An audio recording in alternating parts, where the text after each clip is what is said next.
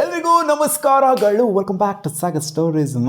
CSKದು ಮೆಮ್ಸ್ಗಳು ಸಿಕ್ಕಾಪಟ್ಟೆ ಸ್ಪ್ರೆಡ್ ಆಗ್ತಾ ಇದೆ. ಅದರಲ್ಲಿ ಒಂದು ಸಿಕ್ಕಾಪಟ್ಟೆ ಸಗದಾಗಿರುವಂಥ ಒಂದು ಮೆಮ್ನ ನೋಡಿದೆ ನಾನು. CSK ಬ್ಯಾಟಿಂಗ್ ಆರ್ಡರ್ ಬಗ್ಗೆ. ಒಳ್ಳೆ ಐಕಾನಿಕ್ ಬ್ಯಾಟಿಂಗ್ ಆರ್ಡರ್ ಮಗ ಅಂತ ಇತ್ತು ಇದು.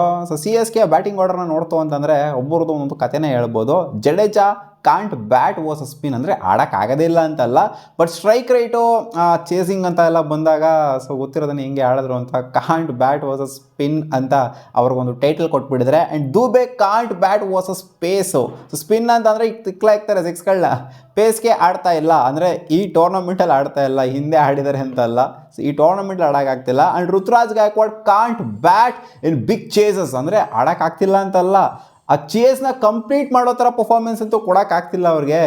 ಹೌದು, ಕಂಪ್ಲೀಟ್ ಮಾಡೋ ಥರ ಪರ್ಫಾರ್ಮೆನ್ಸು ಬರ್ತಾನೆ ಇಲ್ಲ.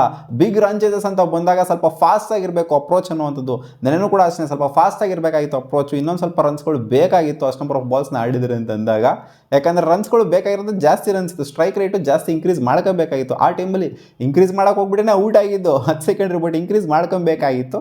ಸೊ ಅದು ಋತು ಬ್ಯಾಟಿಂಗ್ ನೆಟ್ಟಿಗೆ ಆಡ್ತಾ ಇಲ್ಲ ಅಂತ. ರನ್ಸ್ ಬಂದಿದೆ ಬಟ್ ಬ್ಯಾಟಿಂಗ್ ನೆಟ್ಟಿಗೆ ಆಡ್ತಾ ಇಲ್ಲ ಅಂತ.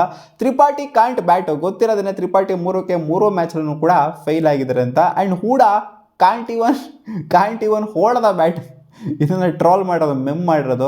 ಅವರು ಬ್ಯಾಟ್ ಹಿಡಿಯೋಕ್ಕೇ ಬರಲ್ಲ ಅಂತ ಮರ್ತೋಗ್ಬಿಟ್ಟಿದ್ದಾರೆ ಅಂತ. ಬ್ಯಾಟ್ ಹಿಡಿಯೋದೇ ಇನ್ಫ್ಯಾಕ್ಟ್ ಇವರಲ್ಲ, ಸ್ಯಾಮ್ ಕರನು ಬ್ಯಾಟ್ ಹಿಡಿಯೋದೇ ಮರ್ತೋಗ್ಬಿಟ್ಟಿದ್ದಾರೆ ಅಂತ.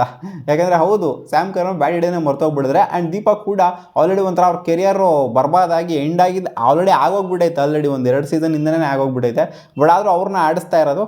ನಾನು ಲಾಸ್ಟ್ ಮ್ಯಾಚ್ ಏನು ಆಡಿಸಿಲ್ಲ, ಬಟ್ ಆದ್ರೂ ಅವ್ರನ್ನ ಟೀಮಲ್ಲಿ ಇಟ್ಕೊಂಡಿರೋದೇ ಫಸ್ಟ್ ಆಫ್ ಆಲ್ ಒಂದು ಫ್ಲಾ ಅಂತ ಹೇಳ್ತೀನಿ ನಾನು CSKದು. And Rachin Ravindra batting slowly. ಹೌದು, 3 ಮ್ಯಾಚ್ನ ಗಮನಿಸ್ತು ಅಂತಂದರೆ ಅಂಥ ಅಗ್ರೆಸಿವ್ ಇಂಟೆಂಟಲ್ಲಿ ಬ್ಯಾಟಿಂಗ್ ಅಂತೂ ರಚಿನ್ ರವೀಂದ್ರ ಯಾವ ಮ್ಯಾಚನ್ನು ಕೂಡ ಆಡಿಲ್ಲ. ಇನ್ಫ್ಯಾಕ್ಟ್ ರನ್ಸೇ ಬರಲ್ಲ last match. So Rachin Ravindra slow ಆಗಿ ಆಡ್ತಿರೋದು. ಯಾಕಂದರೆ ನಾವು ಎಕ್ಸ್ಪೆಕ್ಟ್ ಮಾಡ್ತೀವಿ ರವೀಂದ್ರನ ಅಗ್ರೆಸಿವ್ ಅಪ್ರೋಚಲ್ಲಿ. ಯಾಕಂದರೆ ನಾವು ODIಸಲ್ಲಿ ಅಗ್ರೆಸಿವ್ ಅಪ್ರೋಚಲ್ಲಿ ಅವ್ರನ್ನ ನೋಡಿರ್ತಿದ್ವಿ ನ್ಯೂಜಿಲ್ಯಾಂಡ್ ಕ್ರಿಕೆಟ್ ಆಡಬೇಕಾದ್ರೆ. ಇಲ್ಲಿ ಸ್ಲೋ ಆಗಿ ಆಡ್ತಾ ಇರೋದು ಅದು ಕೂಡ ಒಂದು ಕನ್ಸರ್ನ್ ಆಗಿದೆ. ಆ್ಯಂಡ್ ಅಶ್ವಿನ್ ಅಣ್ಣ ಬ್ಯಾಟಿಂಗ್ ಮುಂಚೆ ಬರ್ತಾ ಇರೋದು, ಅಂದರೆ ಲಾಸ್ಟ್ ಮ್ಯಾಚ್ ಏನು ಬರಲಿಲ್ಲ ಅಶ್ವಿನ್ ಅವರು ಬ್ಯಾಟಿಂಗಿಗೆ. ಬಟ್ ಅದೇ ಲಾಸ್ಟ್ ಮ್ಯಾಚ್ ನೋಡ್ತು ಅಂತಂದರೆ ಅಶ್ವಿನ್ ಮುಂದೆ ಕೇಳಿಸಿದ್ದು ಧೋನಿ ಅವರು. ಸೊ ಅದು ಅಶ್ವಿನ್ ಅಣ್ಣ ಬ್ಯಾಟಿಂಗ್ ಬರ್ತಿದಾರಲ್ಲ ಅದನ್ನು ಸೋಲಿಗೆ ಕಾರಣ ಅಂತ. ಅಂದರೆ ಇವಾಗ ಲಾಸ್ಟ್ ಮ್ಯಾಚಿಗೆ ಕಂಪೇರ್ ಮಾಡ್ಕೊಂಡೇ ಹೋಗ್ಬಿಡಿ ನೀವು. ಧೋನಿ ಅವರು 6th ವಿಕೆಟ್ಗೆ ಏನೇನೋ ಬಂದಿದ್ದು, ಬಟ್ ಆದ್ರೂ ಕೂಡ ಎಲ್ಲ ಮ್ಯಾಟ್ರ್ ಆಗುತ್ತೆ. 3 ಮ್ಯಾಚ್ನ ತೊಗೊಂಡು ಹೇಳ್ತಾ ಇರೋದು. And Dhoni don't want to bat.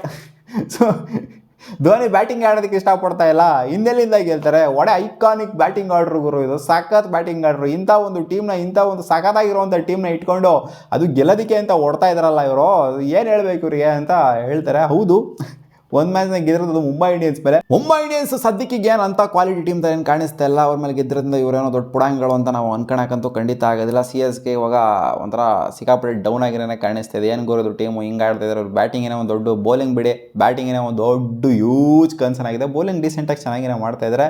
In fact ಇವ್ರದ್ದು ಸ್ಟ್ಯಾಟ್ಸ್ನ ನೋಡ್ತು ಅಂತಂದರೆ 2021ಇಂದ ಈಚೆ ಕಡೆ 180+ ಇವರು ಚೇಸ್ ಡೌನ್ ಮಾಡೇ ಇಲ್ಲ ಮಗ. 175+, 170+ ಹೊಡೆದಾಗೆಲ್ಲ ಇವ್ರು ಚೇಸ್ ಡೌನ್ ಮಾಡೋಕ್ಕೆ ಅಂತ ಬಂದಾಗೆಲ್ಲ ಎಲ್ಲ ಮ್ಯಾಚ್ನೂ ಕೂಡ ಸೋತಿದ್ದಾರೆ. 9 ಮ್ಯಾಚ್ ಆಗಿದೆ, 9 ಮ್ಯಾಚ್ನೂ ಕೂಡ ಸೋತಿದ್ದಾರೆ.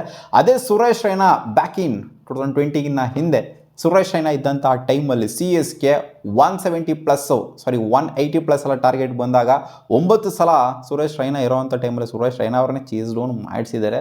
ಸೊ ಸುರೇಶ್ ರೈನಾ ಮಿಸ್ಸಿಂಗಾ ಅಂತ ಕೇಳಿದ್ರೆ ಆ ಥರ ಎಲ್ಲ ಹೇಳ್ತಾ ಇರೋದು.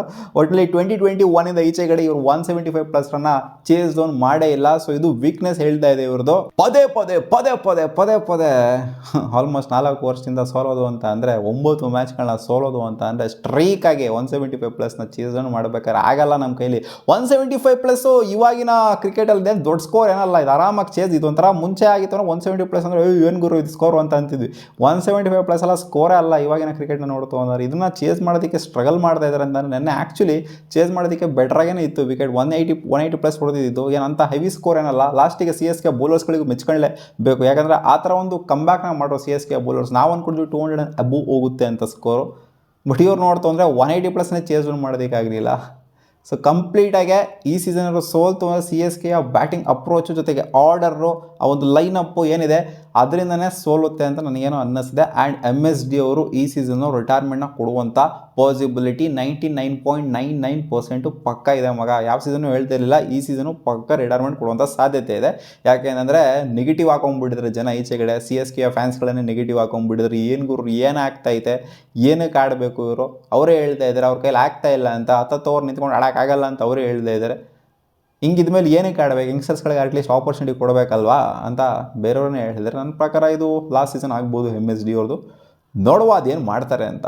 ನಿಮಗೆ ಏನು ಅನ್ನಿಸ್ತಿದೆ CSK ಬ್ಯಾಟಿಂಗ್ ಅಪ್ರೋಚ್ ಜೊತೆಗೆ ಆ ಒಂದು ಲೈನಪ್ನ ನೋಡ್ತಂದ್ರೆ ಕಾನ್ಫಿಡೆನ್ಸ್ ಕೊಡೋ ಥರ ಕಾಣಿಸ್ತಾ ಇದೆ ಈ ಸೀಸನು.